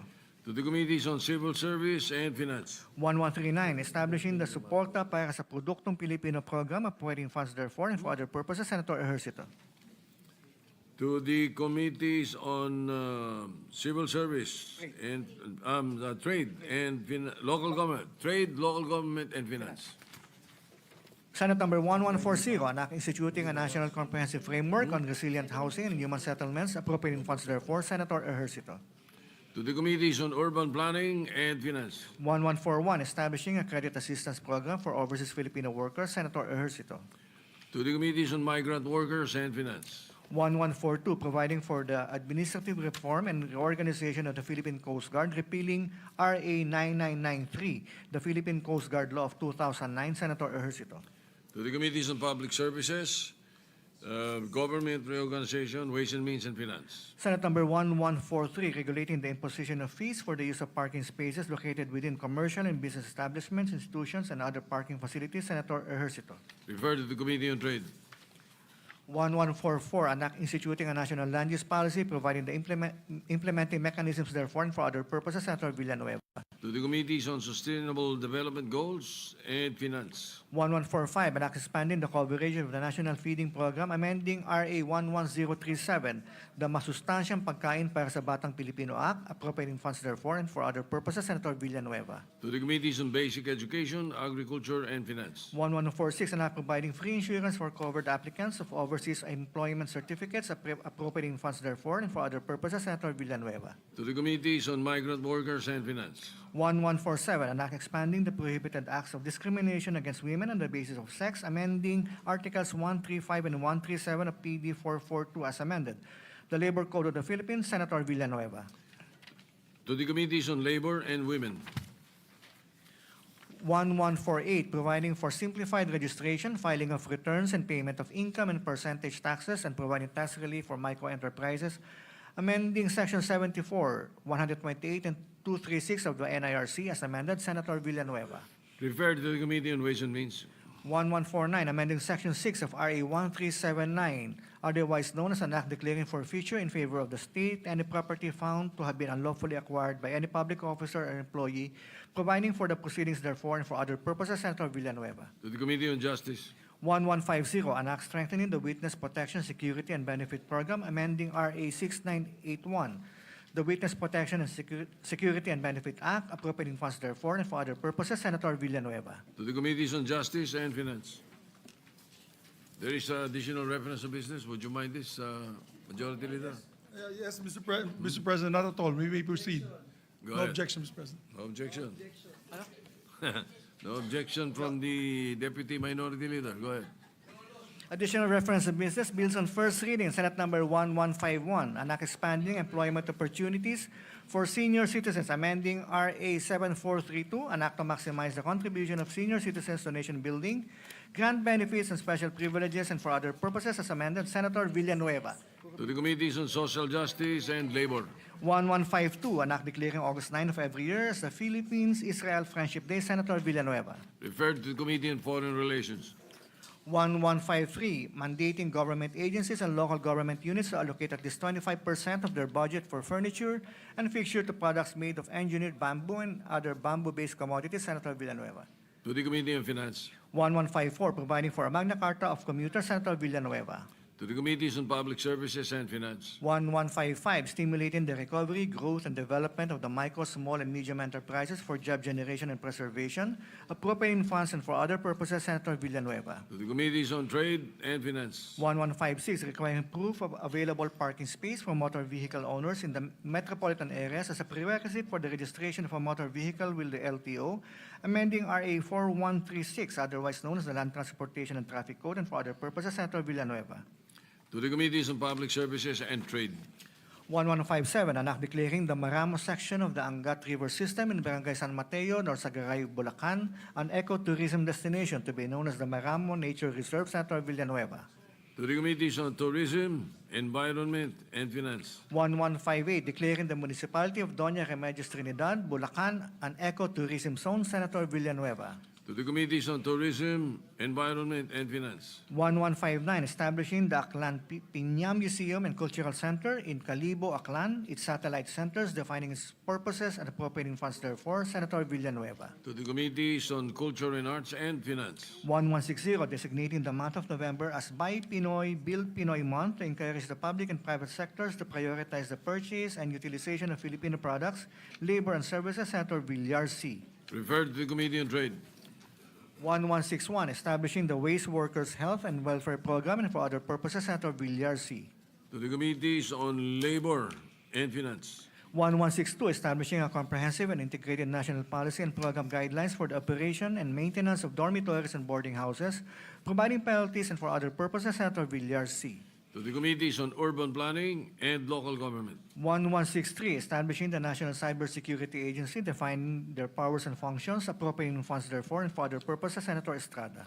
To the Committees on Science and Technology, Civil Service, Ways and Means, and Finance. 1164, strengthening the Energy Regulatory Commission, amending certain sections of RA 9136, the Electric Power Industry Reform Act of 2001, and for other purposes, Senator Estrada. To the Committees on Energy, Public Services, and Finance.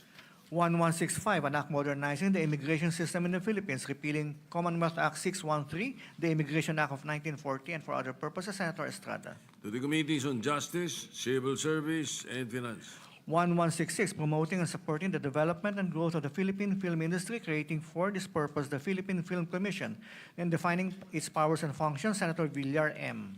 To the Committees on Public Information, Mass Media, Ways and Means, and Finance. 1167, an act institutionalizing local cleanup teams and increasing the fines and penalties imposed under the Ecological Solid Waste Management Act of 2000, amending for the purpose RA 9003, the Ecological Solid Waste Management Act of 2000, Senator Tulfo R. To the Committees on Environment and Local Government. 1168, an act designating the Metropolitan Manila Development Authority as the primary agency responsible for the rehabilitation and maintenance of pumping stations under its jurisdiction, transferring said function, related assets, and records from the DPWH, appropriating funds therefore, and for other purposes, Senator Tulfo R. To the Committees on Public Works, Local Government, and Finance.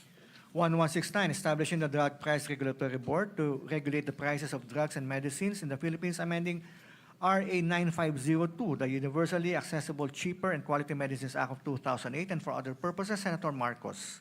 Referred to the Committees on Trade, Health, and Finance. 1170, mandating annual psychiatric, psychological, drug, and physical tests for police officers, amending RA 6975 as amended, and for other purposes, Senator Marcos. Referred to the Committee on Public Order and Dangerous Drugs. Senate number 1171, amending Republic Act number 11036, the Mental Health Act, and for other purposes, Senator Marcos. To the Committee on Health. 1172, providing for the conduct of hybrid national, local, and Bangsamoro Autonomous Region and Muslim Mindanao elections through manual automated voting, counting, canvassing, consolidation, and transmission, amending RA 8436 as amended, and for other purposes, Senator Marcos. To the Committees on Electoral Reforms and Finance. 1173, modifying the grounds for substitution of candidates, amending for this purpose Section 77 of Batas Pambasa Bilang 881, Series of 1985, the Omnibus Election Code, Senator Marcos. Referred to Committee on Electoral Reforms. Senate number 1174, strengthening the mental health services of state and local universities and colleges, appropriating funds therefore, and for other purposes, Senator Ontiveros. To the Committees on Higher, Technical and Vocational Education, Health, and Finance. Senate number 1175, amending Republic Act number 11350, the National Commission of Senior Citizens Act, and for other purposes, Senator Tulfo E. To the Committees on Social Justice and Civil Service. Senate number 1176, defining and prohibiting elder abuse, providing penalties therefore, and for other purposes, Senator Ontiveros. To the Committees on Justice and Social Justice. 1177, promoting the use of aeroponics, hydroponics, and aquaponics for the production of high-value fish, crops, and vegetables, and for other purposes, Senator Marcos. To the Committees on Agriculture, Basic Education, and Finance. 1178, establishing the National Heroes Council under the National Historical Commission of the Philippines, appropriating funds therefore and for other purposes, Senator Marcos. To the Committees on Culture and Finance. Senate number 1179, declaring the Paraiso T. Caribquib located in Daramuangan, Caribquib, Municipality of Bana, Ilocos Norte, an ecotourism destination, providing for its development and appropriating funds therefore, Senator Marcos. To the Committees on Tourism, Environment, and Finance. 1180, an act declaring the province of Ilocos Norte as the garlic capital of the Philippines, Senator Marcos. Referred to the Committee on Agriculture. 1181, an act to promote and enhance the doubling of income of farmers, appropriating funds therefore and for other purposes, Senator Marcos. To the Committees on Agriculture, Ways and Means, and Finance. 1182, an act strengthening the National Agriculture and Fisheries Extension System to accelerate agriculture and fisheries development, appropriating funds therefore and for other purposes, Senator Pangilinan. To the Committees on Agriculture and Finance. 1183, an act ensuring the development, promotion, and protection of agricultural cooperatives, providing for the creation of the Bureau of Agricultural Cooperatives and for other purposes, Senator Pangilinan. To the Committees on Agriculture, Ways and Means, and Finance. 1184, mandating law enforcement officers. Cooperatives also, and also to the cooperatives for Senate Bill 1183. Senate number 1184, an act mandating law enforcement officers to use a body-worn camera during law enforcement operations, providing penalties for violation and appropriating funds therefore, Senator Estrada. To the Committees on Public Order, Dangerous Drugs, and Finance. Senate number 1185, an act promoting Philippine indigenous and traditional writing systems and providing for their protection, preservation, and conservation, Senator Lapid. Referred to the Committee on Culture and the Arts. 1186, increasing the personal economic relief allowance granted to government employees to 5,000 pesos, appropriating funds therefore, Senator Lapid. To the Committees on Civil Service and Finance. 1187, upgrading, creating additional positions in the Office of the Government Corporate Counsel, amending EO 878 dated 4 March 1983 as amended by EO 299 dated 26 July 1987, Senator Lapid. To the Committees on Justice, Civil Service, and Finance. 1188, increasing the representation of Filipino migrant workers in the Board of Directors of the Philippine Health Insurance Corporation to 2 permanent members, 1 each for land-based and sea-based Filipino migrant workers, Senator Lapid. To the Committees on Government Corporations and Migrant Workers. 1189, an act designating 2 of the 8 members of the NLRC representing the workers' organizations as representatives of land-based and sea-based overseas Filipino workers respectively, further amending Article 213 of PD 442 as amended, the Labor Code of the Philippines, Senator Lapid. To the Committees on Labor and Migrant Workers. 1190, promoting the development and regulation of artificial intelligence in the Philippines, Senator Lapid. To the Committees on Sustainable Development Goals, Science and Technology, and Finance. 1191, an act further amending Republic Act Number 7836, the Philippine Teachers Professionalization Act of 1994 as amended by RA 9293, Senator Lapid. Referred to the Committee on Civil Service. Senate number 1192, strengthening the National Nutrition Program, amending RA 11037, the Masustansyang Pagkain para sa Batang Pilipino Act, appropriating funds and for other purposes, Senator Lapid. Referred to Committees on Basic Education and Agriculture. 1193, providing for a comprehensive nursing law towards a quality healthcare system and appropriating funds therefore, repealing RA 9173, the Philippine Nursing Act of 2002, Senator Zubiri. To the Committees on Civil Service, Health, and Finance. 1194, creating a dental unit in every rural health unit under the Department of Health as part of the primary approach in the delivery of health services and providing funds therefore, Senator Zubiri. To the Committees on Health and Finance. 1195, upgrading the Bukidnon Provincial Hospital in the Municipality of Maramag, Province of Bukidnon into a tertiary level 3 general hospital to be known as the Bukidnon Provincial Hospital, Maramag, under the control, supervision, and management of the Department of Health and appropriating funds therefore, Senator Zubiri.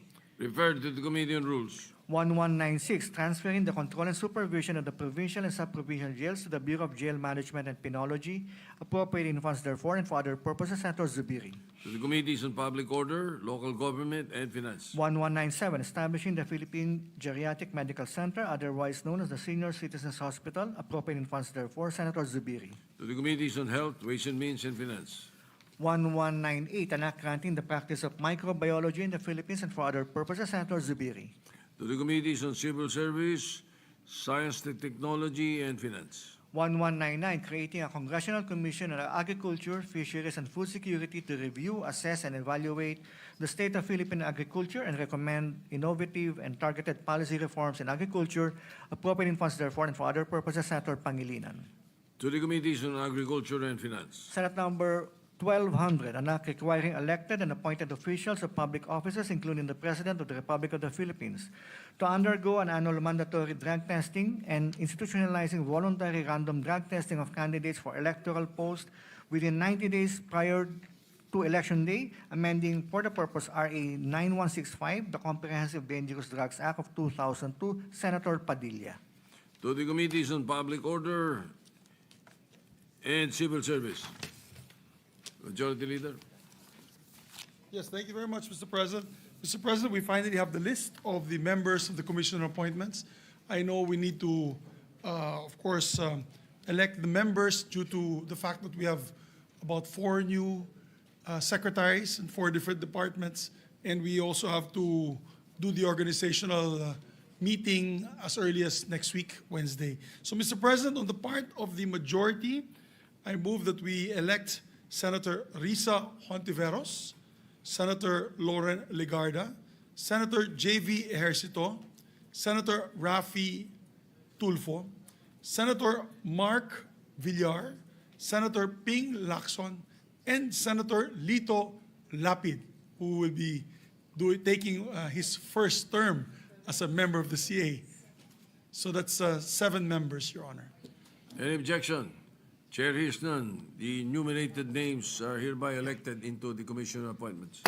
And for the part of the minority, we'd like to also elect, with the permission of the body, Senator Joel Villanueva, Senator Christopher Bongo, Senator Rodante Marcoleta, Senator Aimee Marcos, and the .5, and by .5, as I mentioned earlier, I will step down from the CA, Mr. President, to accommodate the member of the minority to stand the first half of the term. And that would be Senator Jinggoy Estrada, Mr. President. Any objection? Chair hears none. The enumerated names will compose the 5 members from the minority. Thank you very much, Mr. President. With that, Mr. President, there are no further agenda at hand. I move that we adjourn the session until 3 o'clock in the afternoon, Monday, September 15, 2025. Maraming salamat po, Mr. President. Any objection? Chair hears none. The session is adjourned until 3 o'clock in the afternoon of Monday, September 15, 2025.